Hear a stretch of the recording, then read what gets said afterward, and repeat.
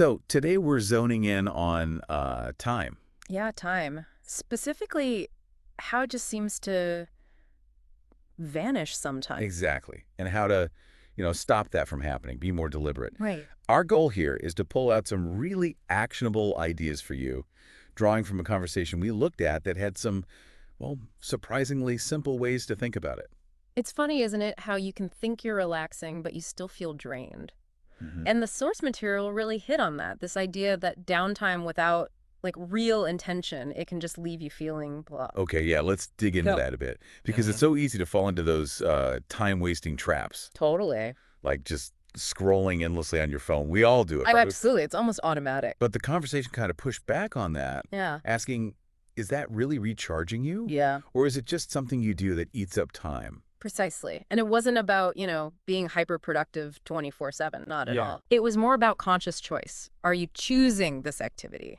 Whether it's work or time with family or even just actual proper rest. That's the key, isn't it? Intentionality, Mm. moving off autopilot, Mm. actually steering the ship, so to speak. Yeah. What really struck me was that it's not necessarily about these huge, drastic changes. No, it's the small stuff. Right, these little shifts in just being aware of what you're doing.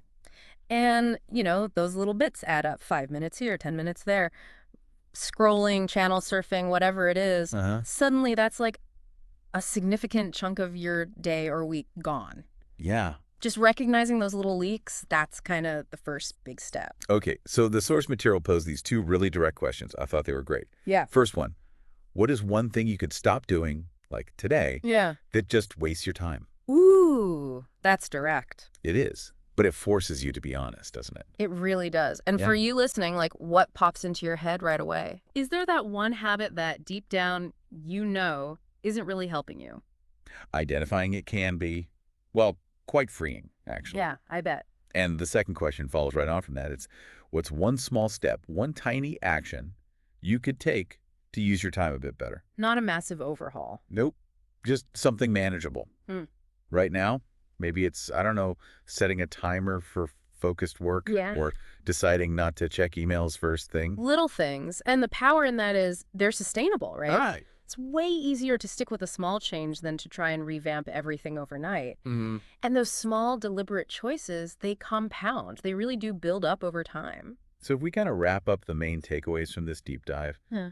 it really boils down to intentionality, doesn't it? Absolutely. That's the core message. The conversation we explored just drove home how easily we let time slip away on things that, frankly, don't add much value or don't really restore us. It's about consciously picking where you invest those moments, be it work, people, real rest.